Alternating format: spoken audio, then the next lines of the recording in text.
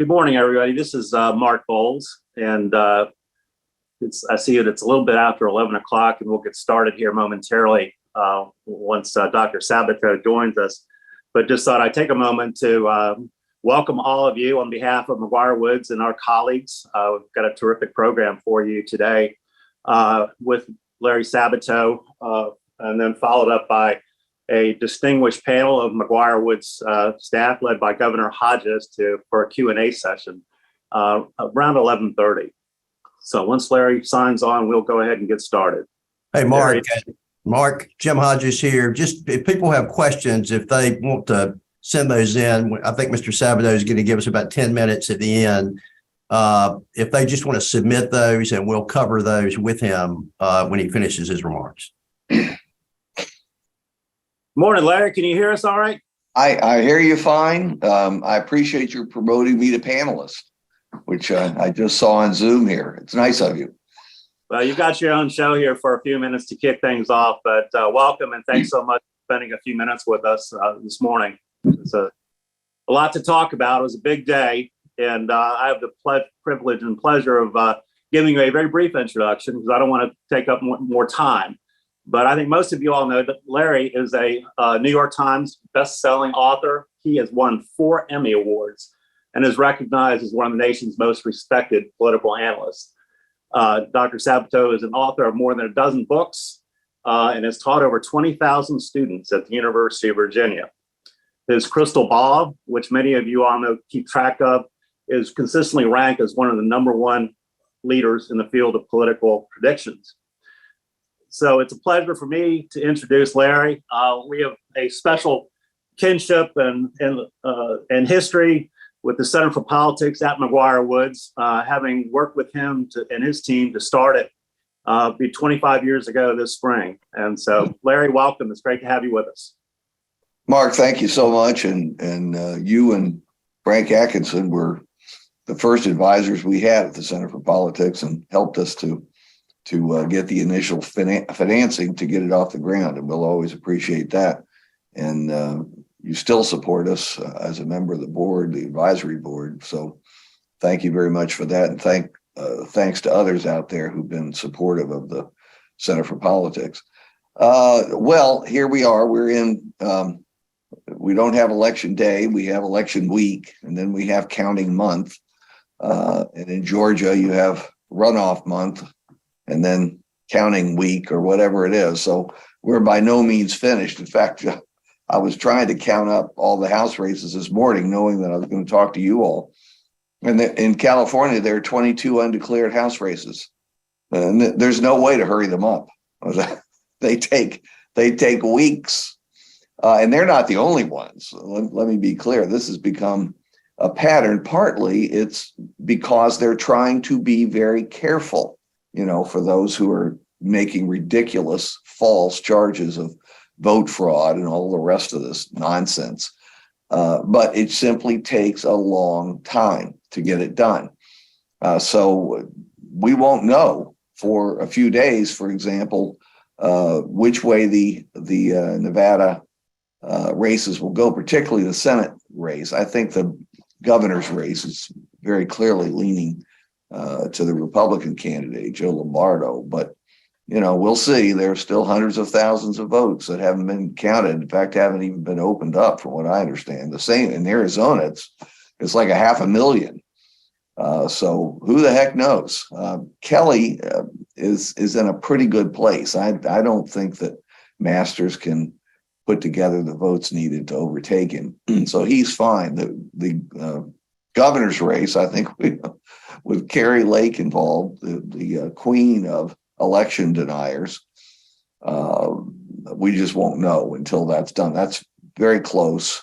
In the end, it may be a couple of points, but you just can't speculate. And from year to year, the vote patterns change. Maricopa County isn't the same a year later or 2 years later. So you really can't speculate based on past, precinct patterns or county patterns. Oregon's still counting, although I think it's pretty clear the Democrat won there. The Republican was favored throughout the campaign, and we didn't switch it until a week before the election. We thought the Republican would win because it was a three-way race, and two of them were Democrats, and the independent Democrat was a former state senator who was well known, but she slipped from 17% down to 6% because I guess people woke up and realized she was splitting the Democratic vote. So the Democrat ended up winning in Oregon. The last Republican who won in Oregon was in the 1980s anyway, Vicatea. But, people want to change every now and then, or the scandals build up, or the arrogance builds up, whatever it may be, connected with the majority party. So we thought it was time, but a week before the election, we realized it wasn't time because the voters of Oregon realized the same thing.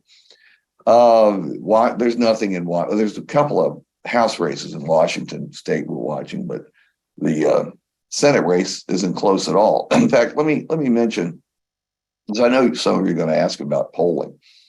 The Republicans, the national party outlets, plus the big super PACs, they were pushing in the last couple of weeks, and actually earlier in the summer, but they struck up the chorus again in the last couple of weeks.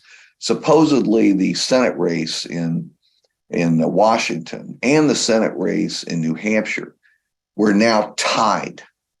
And because it's a Republican year, which by history it should have been and has been slightly, the Republican candidate for Senate in both of those states, just to give you two examples, this was going on constantly with governor's races and House races, but the Senate's so close, I mentioned these two. So everybody took a look at it and said, well, if it's tied, and there's some momentum for the Republicans, then clearly these are going to be at least close races, and maybe the Republican will win. I don't want to cite a percentage because they're still counting, but Patty Murray in Washington won easily. Maggie Hassan in New Hampshire won easily. It was supposedly a tied race. By the way, the nominee was nuts. A typical Trump nominee. The Speaker of the New Hampshire House, who I was with in August, told me at that time that the Republicans had thrown away their chance to beat Hassan, that they nominated one of the other candidates who was sane, then they would have beaten her. And probably they're right.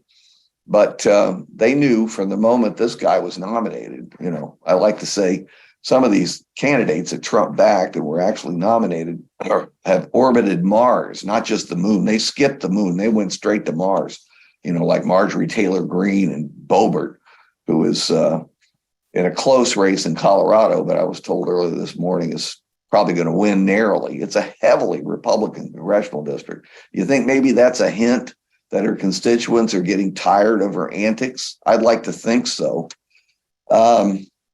So anyway, just running down the key categories, because I want to save enough time for your questions. In the Senate, it's coming down to those three. We knew two of them would be very close, Nevada and Georgia, and then Arizona became close toward the end, though I still think Mark Kelly's in a strong position. I think he'll end up winning. Again, because there were candidates, by the way, in the Republican primary who could have beaten it. But oh no, that's too easy.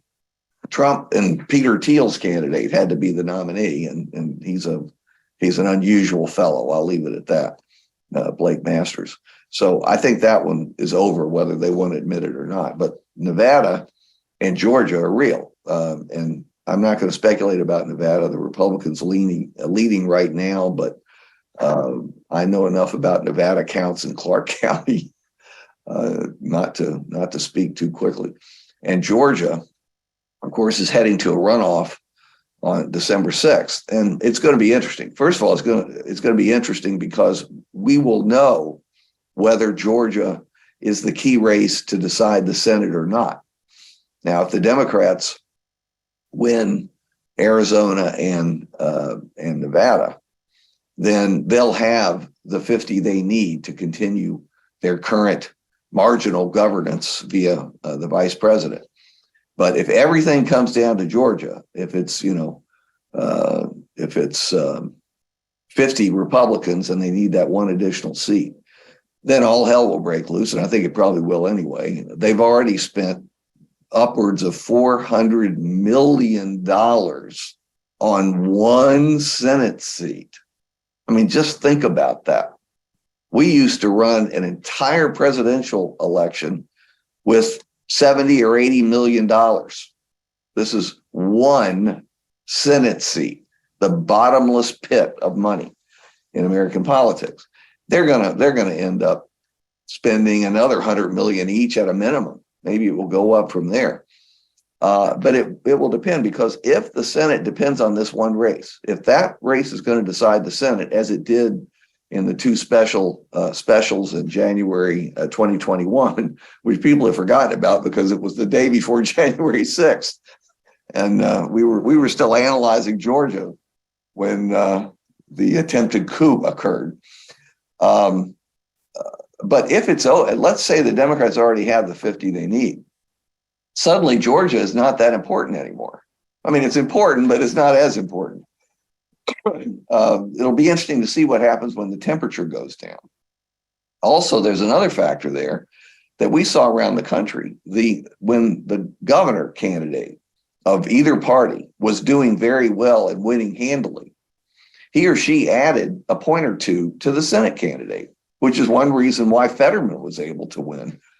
Shapiro won by a mile, the Democratic candidate for governor, again, thanks to a Trump candidate, Doug Mastriano, who, I think probably went to Neptune or Jupiter, skipped the other planets. Just unbelievable, completely unqualified and a real nutcase, total nutcase. And he was slaughtered as a result. And probably they lost the Senate race with that last key factor. And in Georgia, the governor's already been elected because Brian Kemp ended up easily dispatching Stacey Abrams, unlike 2018 when they fought to a near draw. So if the governor's race is off the table and the governor's not on the ballot, which he won't be, then he won't be adding a point or two to Herschel Walker, which did happen in the first primary. So, there are a lot of factors involved in every one of these races. The House, I'm still waiting for the counts to come in. We've got different people in different states where the counting is going on. It still looks to us, and I think to others, like the Republicans will control the House. But after what happened on Tuesday, I'm not cutting them any slack. I want to see the additional numbers that will enable us to say, yes, they'll get 218, which I think is probable, but they're going to have a majority of just a few seats. Now, I've been told by those who are counting that it could range from, a low of 2 or 3, and the Republicans governed with a majority of 3, remember, in the early part of the 21st century. I've lived through 2 centuries, so it's very difficult to remember which one I'm in, Mark. And the Democrats have just governed with 5 seats. It's not easy, but you can do it. In fact, in a way, it enforces party discipline because the members who are over on the left for the Democrats or over on the right for the Republicans don't want to be held accountable for destroying the party's platform or whatever proposals. So it'll help him there. I think it'll also hurt McCarthy, assuming he is the speaker. It'll hurt him because he's going to have to negotiate with these unusual people in the Freedom Council. We've got them from Virginia, of course, the poorly named Bob Good being the most prominent example. Unbelievable. So imagine McCarthy having to negotiate with Marjorie Taylor Greene and Boebert, who's supposed to still win her seat, and Bob Good and all the others we could name, who just won't compromise. Compromise is dirty. It's evil. It's sends you right to hell.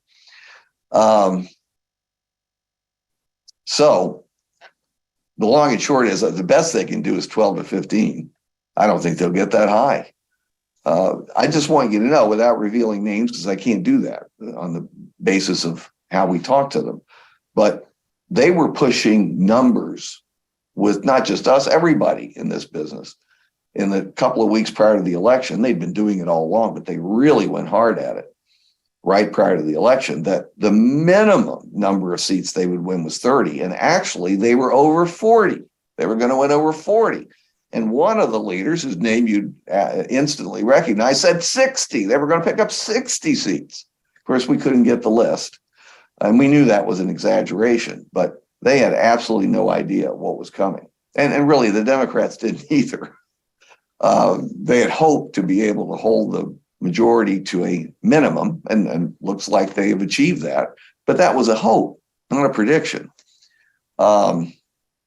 So it's a very different House of Representatives than expected. Nonetheless, if they have even a one-seat majority, it pretty much will be the end for at least a good bit of whatever Joe Biden wants to get out of Congress. I think he's gotten what he's going to get for this term anyway. They're not going to cooperate in any way, shape, or form. If the Democrats could keep 50 seats, though, in the Senate, that will give Biden the negotiation power that he may need with the House. And it will also end up helping on judgeships. If there's a Supreme Court vacancy, there may actually be a confirmation. If the Republicans are in charge of the Senate, I wouldn't be surprised if the seat was held open until there was a Republican president again. Certainly on the basis of what happened with the last seat. So we're still up in the air about that. Governors are different. There was virtually no change, and that's what we had seen coming up to it. I mean, there were changes in individual states, but it looks like it's going to be a gain for Republicans of one, could be two, but probably one, leaving it at 28 or 29 Republicans and 21 or 22 Democrats, looking at the whole country.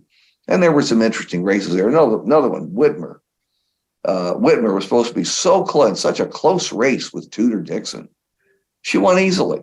All of these things were exaggerated, partly because the Republicans believed their own propaganda, thanks to the dozens of, I'm not going to say phony polls, but polls that were banked heavily in the Republican direction. And they're under all these different firm names, but they all have an agenda, which is to make the Republican candidates look like they're winning, or at least very close, moving up, getting closer as election day approaches, like Trafalgar and Coefficient. And, just look at Real Clear Politics, which, by the way, we don't look at anymore because there are too many Republican polls in there that skew or screw with the polling averages. And even 538 suffers from this because Silver refuses to, he downgrades the Republican polls. He gives them less weight, but they're still in there. And since there are 5, 6, 7 of them coming out daily in the key races, it affects the average. And, after a while, even if, like my group does, we ignore them, even if you're ignoring them, they still affect you psychologically because they end up indirectly affecting how the media reports the race. And you see the news reports, which suggest the race is closer than it really is. So indirectly, you're being influenced by them, even though you don't pay attention to them. You don't even look at the numbers. It's quite a scam. It really is. And Democrats, sorry, Mark, as usual, way behind the curve. A couple of Democratic polling groups, but they're not even out there much anymore, like PPP. They don't do a whole lot of it. Now, they do other sorts of things like Target Smart does and Catalyst with demographic information, looking at the early vote totals, pardon me. Running out of voice. So that's a problem in the future to deal with because it certainly manifested itself this year. Well, I've covered the 3 categories. We've got about 10, 12 minutes left, Mark. So I better stop here and see what you all say. We haven't talked about the presidential race because it's a ways away. Things will change. Trump is, as you've heard, livid. He's absolutely livid. He's always livid about something. I don't know why that's news, but I think what's funny, this is actually true. He is blaming Melania for his backing of Dr. Oz. She told him he was a winner. So he backed Dr. Oz. The other guy, the private equity guy, I guess on the Virginia model, would have won, I think, Dave McCormick, had he been the nominee. But again, that's too easy. Boring, moderate conservative, mainstream, boring. No. We have to go for that Trump candidate and somebody who's been on TV, like The Apprentice. Yes. So there you go. That's the new formula. That's terrific. Thank you, Larry. I know time is limited, so why don't we go ahead and move into the Q&A session. I think I'm going to turn it over to Governor Hodges, who's going to ask some of those questions. Good morning, Larry. Morning, Governor. Thanks for your comments. We've got several questions here. The first is, what is your opinion of the reasons why the typical party out of power, the Democrats, did much better than expected this year? Sure. Well, during the campaign, we gave 3 reasons why Democrats could score and win races they otherwise would have lost, because historically, they should have been in a terrible position. Since World War II, 19 midterm elections, 17 of the 19, the party out of power in the White House loses seats. On average, and averages can be deceptive, but on average, 26, 27, 28 seats were lost by the White House party.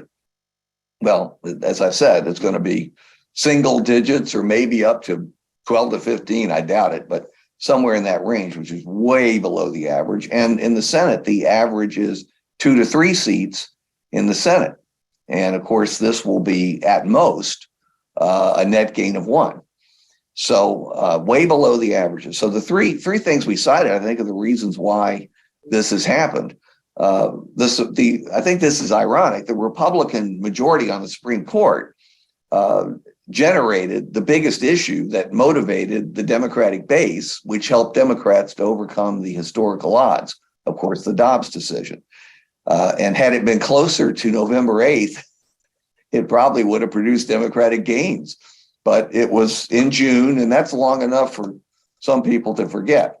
But by and large, I think sorry about that. By and large, I think the Dobbs decision was critical. And then second would be, of course, Trump, because this was our first 2-president midterm. We've never had one before, 2 presidents midterm.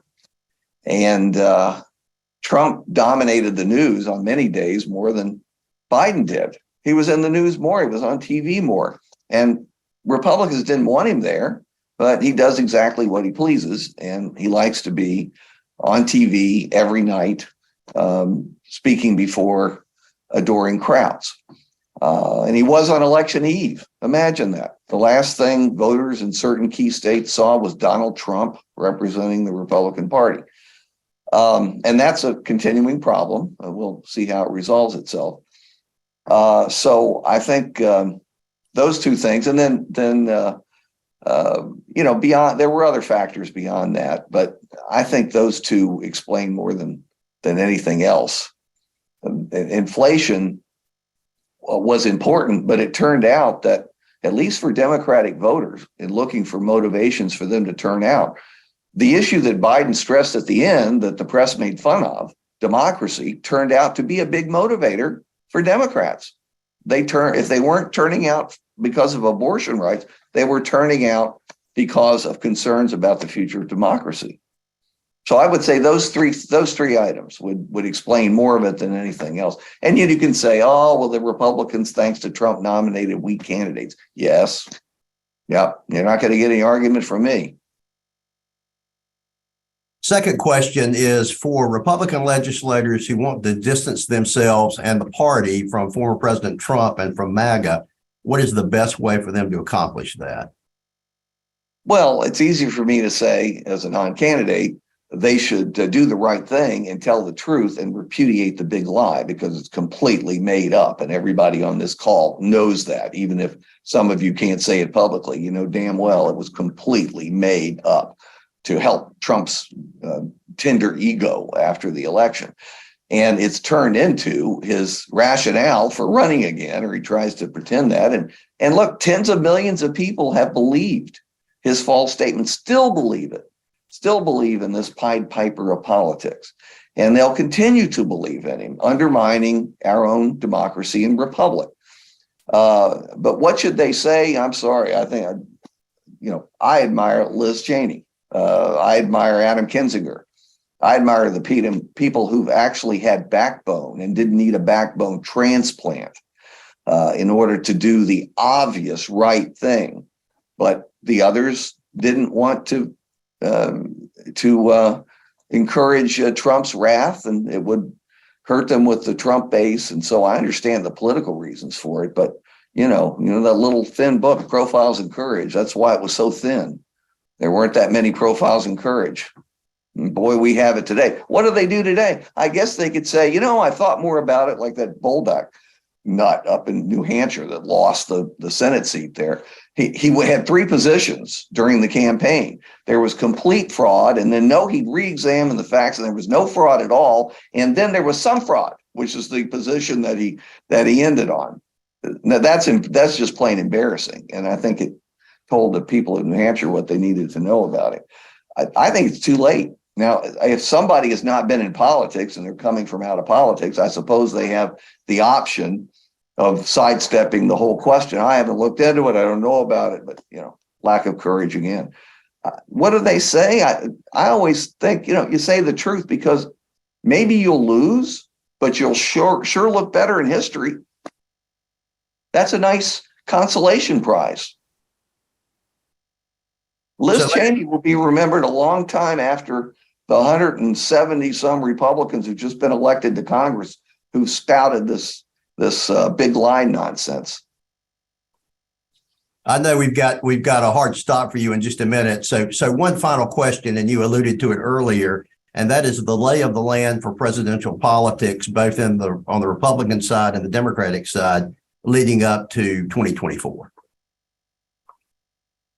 Well, the person most helped by Tuesday, obviously, was President Biden. It is quieted or eliminated the talk about him being replaced, assuming he's healthy. And who knows? Any of us can be unhealthy at any age. But when you turn 80 and you're 82 by the election year, other things can happen. So, assuming he's healthy and he really wants to run, and he spent his whole life trying to get there, is he really going to voluntarily give up the White House? Having finally achieved his goal, I kind of think the preference would be to run again. And at this point, how could he be challenged? Really, nobody could beat him. The question would be, does somebody get, say, 30%? And that's been the historical marker. When another candidate challenges an incumbent president in primaries and gets 30% or so, it usually means the president's going to lose in the fall, because the party never really reunites, because there wouldn't have been a challenge to an incumbent president if a significant segment of the party wasn't unhappy for one reason or another. So he was helped a lot. And there's another reason, which is there's no obvious substitute. I understand the second gentleman has been moving around in Washington and carefully explaining that if somehow Biden doesn't run again, that his wife, Vice President Harris, is the obvious logical successor, and everyone must rally around her. Ain't gonna happen. Not a chance. Ain't gonna happen. That's when everybody else's ambitions come out. Gavin Newsom and probably 100 others I could name right now. On the Republican side, you could say Trump lost face. He should have. I don't know that it affects his followers. They don't really care. They tend to circle the wagons when he's challenged, and he still controls, depending on this research study, between a third and a half of the Republican Party. He is assisted by the fact that they have winner-take-all primaries in most states, and that if he were weakened and it was obvious that he was weak, you would probably have 4 or 5 candidates, not just DeSantis, but others jumping in, which would then split the anti-Trump vote and enable him to win with pluralities. Precisely how he got nominated in 2016. He got 38% of the vote in the competitive period of those primaries, but it was more than enough because there were so many people in the field taking pieces of the anti-Trump vote. Now, if it's not Trump, DeSantis is obviously the front runner, but it's a long time until we get to those primaries and caucuses, and people may like DeSantis more or less. He certainly had a marvelous day. Winning by 19 points is tough in Florida, and Florida's off the table, just like Ohio's off the table and Iowa's off the table. Formerly competitive states that are now off the table for the Republicans. And you could argue maybe there are some for Democrats, but those three, I think, are very important in the calculus for the Electoral College. So, it's a long time to go. There'll be a cast of thousands, and we don't have time to analyze the cast of thousands. But if you've got one other quick thing, I can stay before my next call here. We do.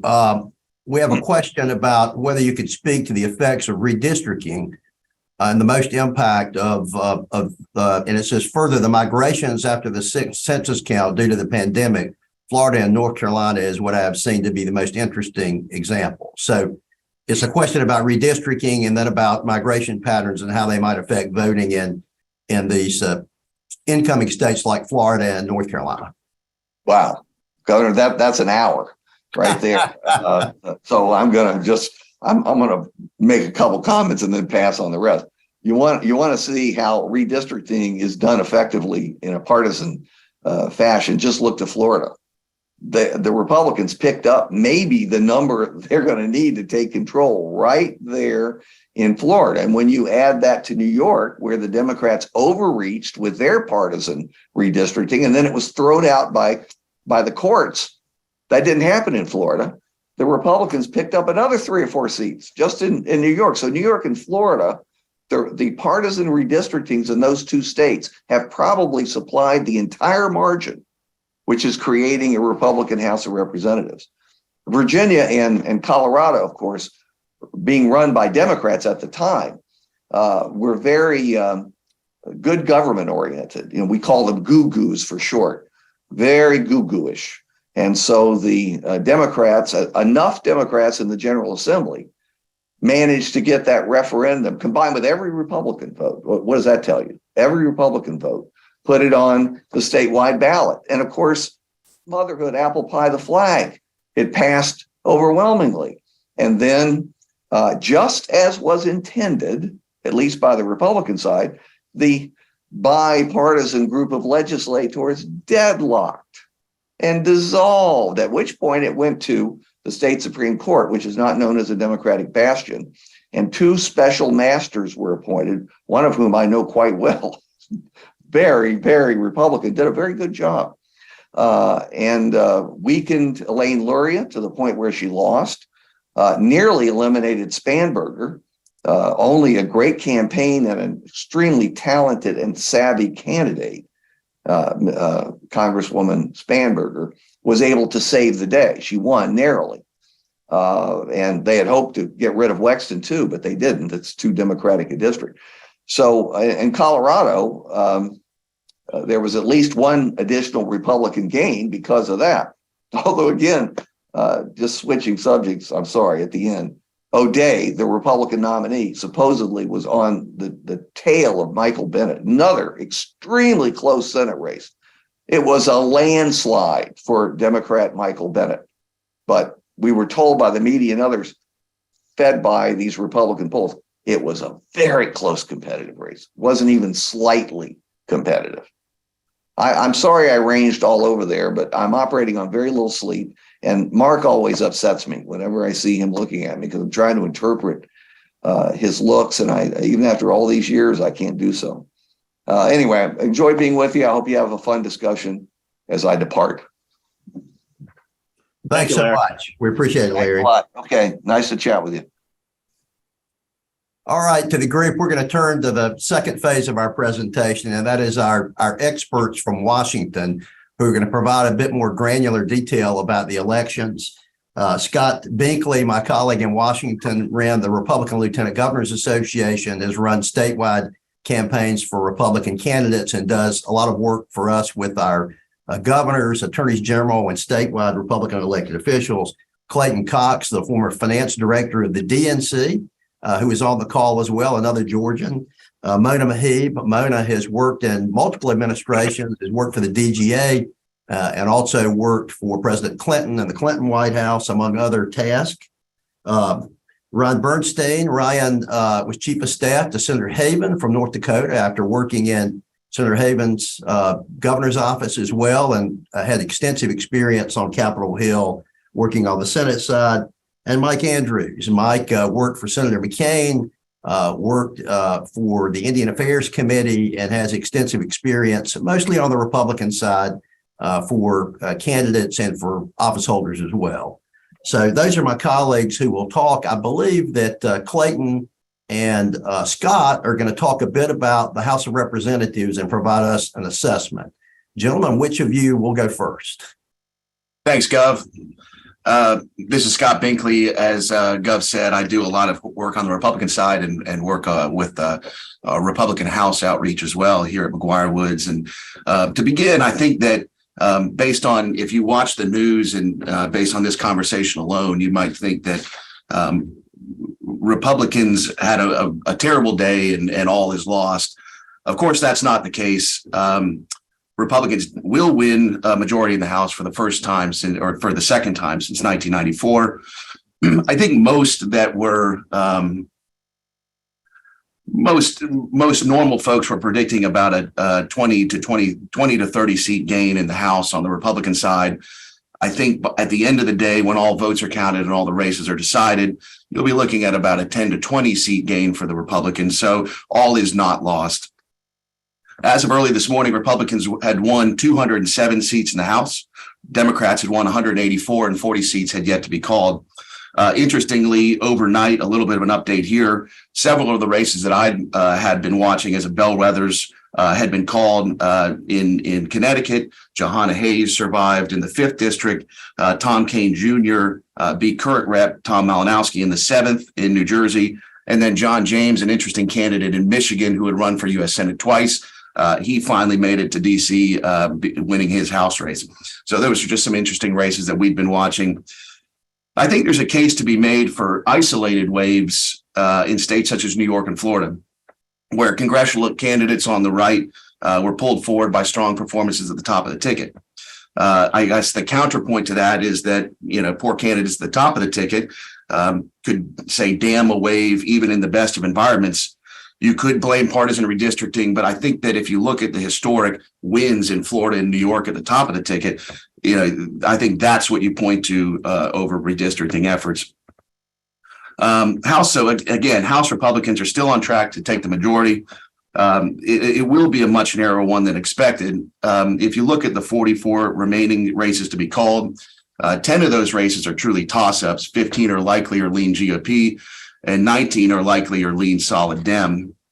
And so if you kind of do the math here, if Republicans and Democrats split the toss-ups and take all of the races that are in their column as of right now, you'd have a 227 to 208 19-seat majority for Republicans. And that would mean that Republicans pick up 20 seats. I think based on the results so far, it may be a little bit generous to give Republicans half of the outstanding toss-ups. So the Republicans' majority will probably look a little bit closer to what the Dems currently enjoy right now at around 220 seats, meaning that Republicans had picked up in the mid-teens of seats. And so, again, not that far off of expectations. All is not lost for Republicans in the House. As Larry Sabato mentioned, with a tight majority, one thing to look at now will how the leadership races will be affected and how the leadership going forward will need to pay a little bit closer attention and more often navigate rabble-rousers within the caucus. However, I think even with this tighter majority, we're still going to see leadership races move forward in November as anticipated. So moving into that, I think the leadership will look a lot like this. McCarthy will likely be Speaker. Steve Scalise told Fox's John Roberts yesterday that he has no intention of challenging McCarthy and that Scalise believes McCarthy has the votes to be Speaker. And then Scalise yesterday announced his race for Majority Leader. So those two seem pretty locked up. There has been some chatter since Tuesday from the House Freedom Caucus leadership that they'd made demands to McCarthy in order to line up behind him for Speaker. However, obviously, McCarthy has shown in the past his willing to acquiesce to conservative demands in order to hold power. And also, there's no other candidate, not from the House Freedom Caucus or elsewhere. And that's for Speaker. The House Whip race will be an interesting one to watch. Jim Banks is the endorsed candidate from Trump for that position. Meanwhile, current Chief Deputy Whip Drew Ferguson has a good deal of support. And then there's NRCC Chairman Tom Emmer. He was a leading candidate for this role at Whip in the House. However, Tuesday's lackluster performance or disappointing performance may hurt his chances, and I believe some of those votes would go to Drew Ferguson. So an interesting one going forward, and these will be decided later this month in November. Moving into a couple high-profile committee chairmanships to watch. Appropriations, obviously a very important committee in the House. It looks like Texas's Kate Granger will have the support she needs to take over appropriations. Ways and Means is an interesting race between Reps Vern Buchanan from Florida, Jason Smith, and Adrian Smith from Missouri and Nebraska. I think that some in town may tell you Jason Smith has an edge. Some in town may tell you Vern Buchanan has the edge and leadership's coalesced around him. But I think at this point, it's a real toss up and we'll see what happens there. Energy and Commerce, a very important committee. Washington's Kathy McMorris Rogers, who's been in leadership for a long time, looks to have the support for that. And then lastly, Oversight, not necessarily an A-list committee, but a one to watch in that Republicans have announced their intentions to move forward with some pretty aggressive investigations, things around the withdrawal of Afghanistan, COVID, and even into some more political topics. Oversight will likely be chaired by Kentucky Rep. Jim Comer moving forward. And lastly, on the House Republican front, if you're looking for policy priorities that our House Republicans are going to focus on and prioritize, you can look to their commitment to America. This is very similar to Newt Gingrich's famous contract with America in 1994. The things that they outline here are an economy that's strong, focusing on inflation and cost of living, energy independence and gas prices and the supply chain, as well as a nation that's safe, one that's a future that's built on freedom and government that's accountable. So a mixture of political priorities and policy priorities there. And lastly, before I kick it over to Clayton, we have been, I think, preparing for this change in majority. It's not unexpected. And here at McGuire Woods, we've been working hard to prepare for it and ensure that our clients are well positioned as Republicans took back the House. So that I'll kick it over to my colleague, Clayton. Thank you, Scott, and good morning. Good to be with everybody and continue this discussion. I think I'll just kind of quickly, a lot of what Scott said, sort of in the reality check of where House Democrats are, but I'll kind of give a quick perspective from the House Democratic side. It's been said a bunch of times, but House Democrats certainly, I think, defied expectations for Tuesday. That doesn't mean that they're going to suddenly keep the House or gain power. In fact, they will most likely, I think it's pretty much a done deal that they will lose the majority, move into the minority, but I think things are largely frozen as ballots get counted. As Dr. Sabato said, you're looking at weeks out in California and other places where seats that'll sort of decide the majority and how big that majority is. I think from the good perspective on Tuesday night, like I said, defying expectations is a big theme with House Democrats. Everyone thought somewhere around between 20 to 30 seats would be lost. As Dr. Sabato said, the median loss for Democrats, for the in power party when they have the White House in the first midterm is 28 seats. That's the average loss. You're looking at somewhere between 10 and 15 seats swinging. So I think that certainly helps expectations.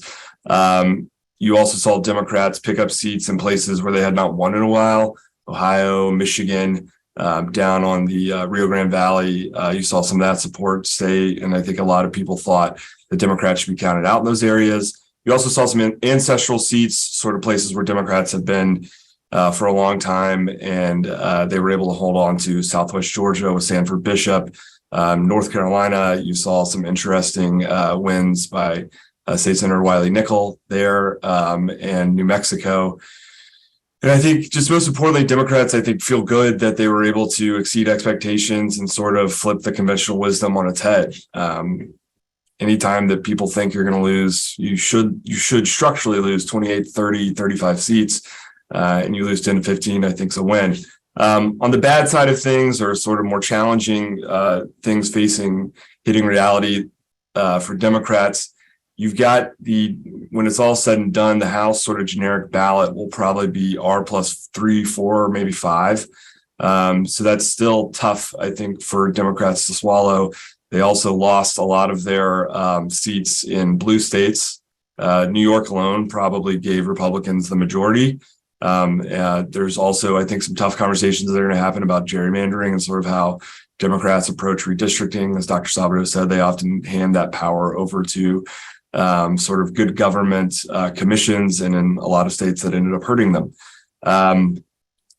Florida is something that Democrats are going to have to reckon with and come to terms. As Scott said, that was a big win at the top of the ticket, but also that effect down ballot in allowing Florida Republicans to pick up House seats and then fully sort of gerrymander the state. Another thing that happened that is very rare, that House Democrats campaign chair, Sean Patrick Maloney, lost his upstate New York seat. That has not happened since 1980. So if you would have told me Democrats losing 4 to 5 seats in New York and Sean Patrick Maloney's out, I would probably think it was a very big loss night on Tuesday. But instead, it's, we saw different trends in different places. So I think overall, Democrats are kind of frozen until they figure out what the new majority looks like and how big it is.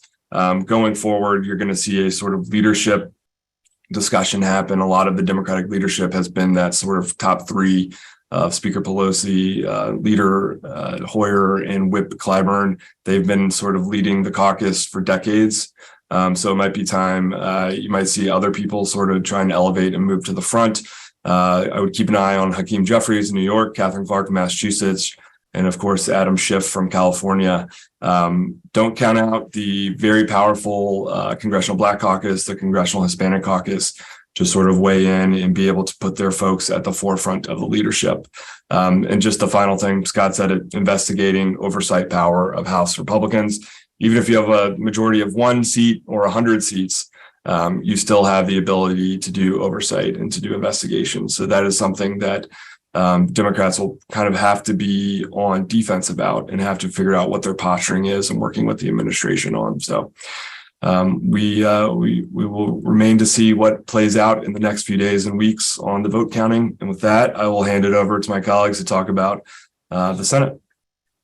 Thanks, Clayton. And I'm going to tag team the Senate side with my colleague, Mike Andrews. We set this up in the sense that really what happens in the House is going to drive a lot of what, frankly, happens in the Senate, too. If the Democrats, for some reason, were able to hold on to the House, I mean, we could see a lot more action even in the Senate. Because if the Democrats hold both, of course, the Senate and the House, we could go back to see another budget reconciliation, things like that. But assuming the Republicans take over the House, which we do think is possible, the major legislation that moves forward in the Senate won't change probably that much, with some exceptions that we'll talk about, because the filibuster will still be in place, whether or not the Democrats are in charge or the Republicans are in charge. So I really think that will kind of be the driving force behind what happens in the Senate moving forward. Now, if the Republicans do pull us out in Nevada and Georgia, we will see obviously quite a few things that are different, especially on the executive branch nominations. I would anticipate most all judicial nominees basically dry up. We'll probably see some nominations move forward in the executive branch, but the Republicans will use them as kind of a proxy fight with the administration. So a lot of that probably doesn't change too much, especially, as I mentioned, the larger legislative agenda. I would say the one, from my perspective, if there is a winner here on the Republican side from this election, I will say it's internally Senator McConnell. Look, McConnell was going to be the leader of the Republican senators caucus regardless. But it's even clearer now that he's definitely going to be the strong leader of the Republican caucus moving forward. If there were several of these other candidates that would have been elected that were, we'll say, more Trump-backed, you could have seen some more pressure on McConnell. He would have been leader, but you would have saw Hawley, Rick Scott, and a few of those other nominees that, if they would have won, put a lot of pressure on McConnell. But their wind has been taken out of their sails, and McConnell's going to set the direction for the 118th Congress for the Republicans. So it'll be McConnell and Thune leading the caucus. Now, what will really change if the Senate flips to Republicans is the activity within the committees. There will be about 7 new committee chairs or ranking from the Republican perspective moving forward, depending on how this shakes out with the last couple of remaining committees. But a lot of work's going to be done in the committees. Now, I say 7, but that doesn't even include like the Agriculture Committee. Senator Bozeman was ranking now. He'll be ranking moving forward, but he was not ranking or chair when they did the last farm bill. So he's new to that role. So Senator Bozeman now, even though he was a ranking member before, is going to have an outsized influence on crafting the new farm bill moving forward. And talking to both House members and Senate members, the House members actually did not want to move forward. Republican House members did not want to move forward with a farm bill if the Democrats controlled the Senate because they were worried about the supplemental nutrition funding. But with more of an even split now, I think they'll come back to the table, especially depending on what Stabenow decides to do, whether or not she's going to continue to be chair or ranking, or if that's maybe going to move to Klobuchar. Some of the other major items that we'll be looking at is, of course, appropriations. Massive change there from Senator Shelby to Senator Collins. This is going to be something else, too, that I think will be a major piece of legislation moving forward in the next Congress. And it will be a proxy fight, really, for, of course, spending, but also debt ceiling is going to be very difficult. There's a lot of internal debate within the Republican caucus right now, whether or not they want to let the debt ceiling go now this Congress or deal with it next Congress. I think there's a decent chance it gets kicked to next Congress, which will tie up to the appropriations conversation, likely, and maybe even entitlement reform. If Joe Manchin's willing to come to the table and talk about Social Security, Medicare, Medicaid, Republicans are going to be there. They're going to have that discussion. So we'll see that all tie together. The other things I'll just mention and kind of watching moving forward, they're not new committee members, but Senator Barrasso on energy and Shelley Moore Capito on EPW. Watch a lot of energy legislation, especially back on permitting, because Senator Barrasso and Shelley Moore Capito have a big interest in permitting. Manchin's going to try to take one more run at his permitting bill here before the end of the year, assuming that it doesn't go forward.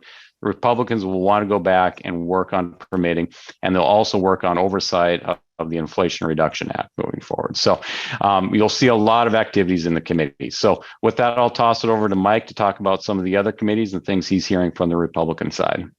Thanks, Ryan, and to my McGuire Woods family, hello. I do want to talk about a couple races first, and then I'm going to get into the committee assignments. One is out of Ohio. J.D. Vance won that race, which, quite frankly, was trailing most of the fall season, and so he was able to pull that out. That'll be an interesting member to the Republican caucus come January. I guess he was falling in some of the same ideology that Dr. Sabato had mentioned. He was clearly a Trump-backed candidate, and so we'll see how he kind of plays out. The other race that's still ongoing is in the great state of Alaska. My former boss, Senator Murkowski, she's actually trailing in that race by another Republican named Chewbacca. It's interesting in Alaska, they have a ranked choice system there. So the third place individual is actually a Democrat. And under the ranked choice, the third place vote getter, their vote will then be divided up depending on the voter who votes second.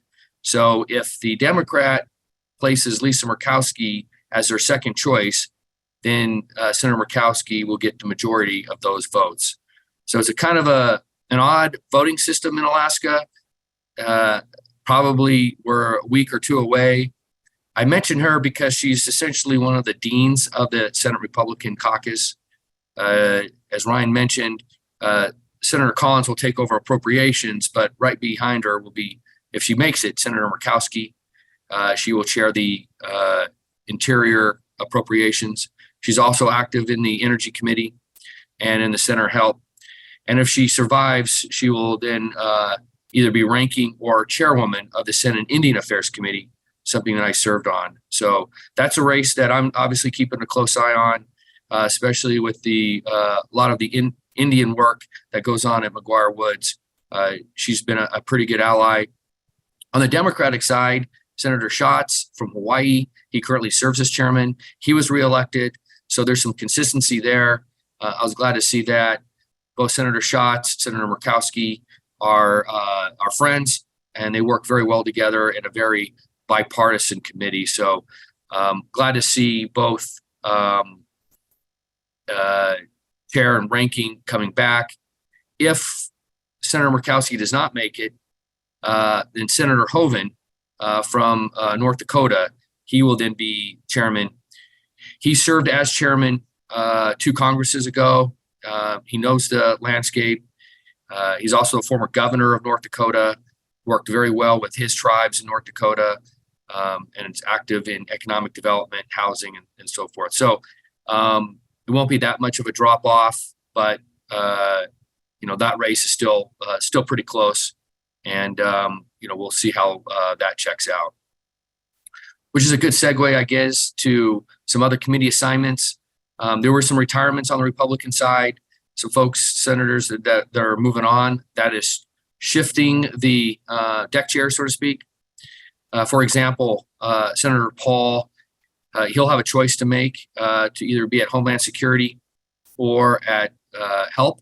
Him being a former doctor, I think it's hands-on favorite that he will either be ranking or chair of the HELP committee. He's been in the news. He's had his opinions on Dr. Fauci. I expect that will continue on his oversight if he goes over to the HELP committee. Then trickling down, Homeland Security Committee with retirement of Senator Portman. You have Senator Langford that will take over Homeland Security. Senator Scott, again, either ranking or chairman at Senate Banking. So that will be a nuance. He's been very active in that committee with a lot of urban related bills. Senator Cruz, for the Texans that are listening in, he'll either be ranking or chair on Senate Commerce. Deb Fisher from Nebraska, she'll be the ranking or chair on Senate Rules. And Senator Wicker from the great state of Mississippi, again, moving the deck chairs around. He'll go from Commerce to Armed Services. And again, he'll either be ranking or chair of that. So a lot of moving parts on the Senate Republican side. And as always, for our clients that are listening, we're pretty connected and wired in on whichever way the balance of power goes. That we'll be representing your best interest. So with that, I will turn it over to Ms. Mona. Thank you.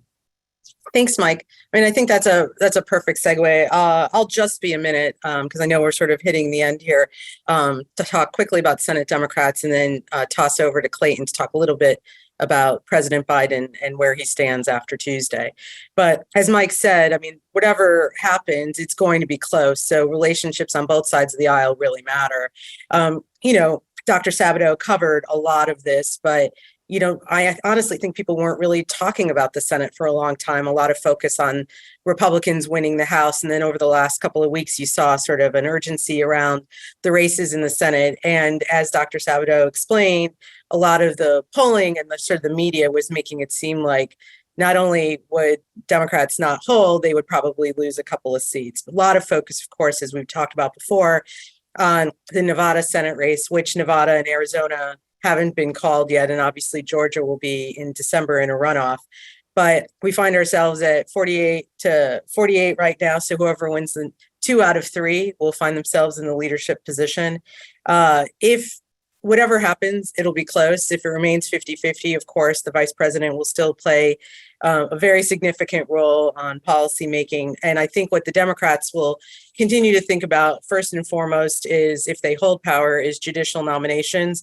There's been a lot of judgeships pushed through by the Biden administration, and similar to the previous administration, there's a real interest in sort of shaping what the future of the judiciary looks like.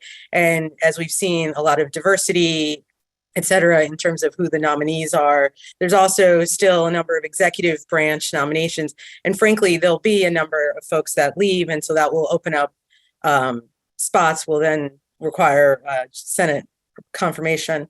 But most importantly, I think if the House does flip, the Senate Democrats will serve as sort of a check on legislation that's pushed through on the House side, should they be in the leadership, over to the Senate. And so there'll be sort of a check and balance with the Senate if they are to do so. So it'll be interesting to see what happens after all of this. We may end up in exactly the same position of 50-50 in the vice president, but we'll see, waiting to see, of course, Nevada, Arizona. And then again, as Dr. Sabato say, Georgia may or may not be relevant for the purposes of who holds the majority.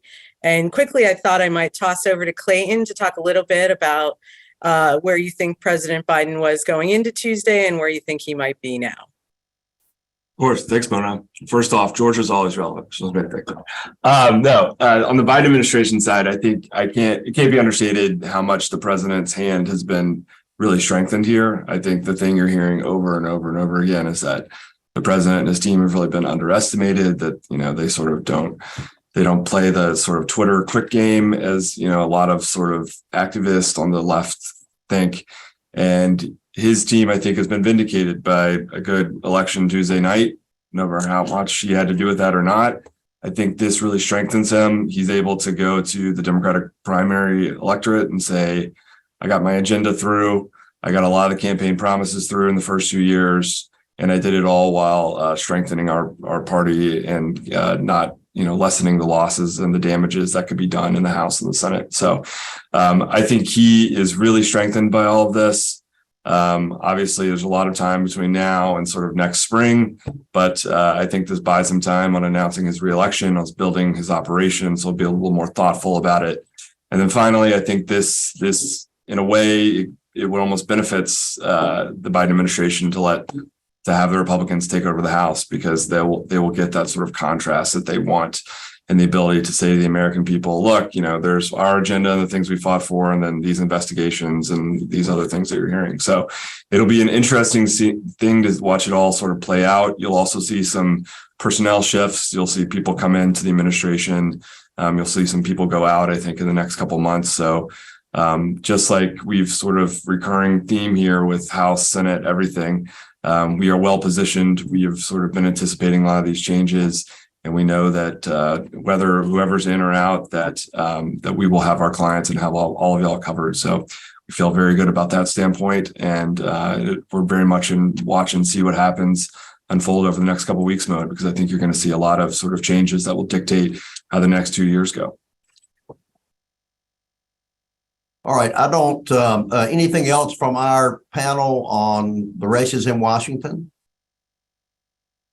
If not, I do not see any more questions in the queue. So we're about 5 minutes over. Let me just say for our group, again, as many of you know, we are unique in that we do both state work and federal work. We have offices in the states, the Southeast, Texas, Illinois, California. We also have our DC presence. So we do both federal and state work, and are happy to answer any questions you might have about state-specific races as well. But our crew today, I think, did an outstanding job of summarizing what Washington might look like post the election once we have the final vote count. So if you happen to have specific questions about races, please feel free to reach out to any of the panelists or to me. We're happy to try to provide some context on that as well. If you have questions about attorneys general races, about mayor's races around the country, about governor's races, any of the statewide officials, we're happy to try to provide some context around that as well. With that, we'll close things out. Thank you for joining us for this summary on the election. And again, anything that we might, any questions we might answer about policy or elections, please let us know. Thank you.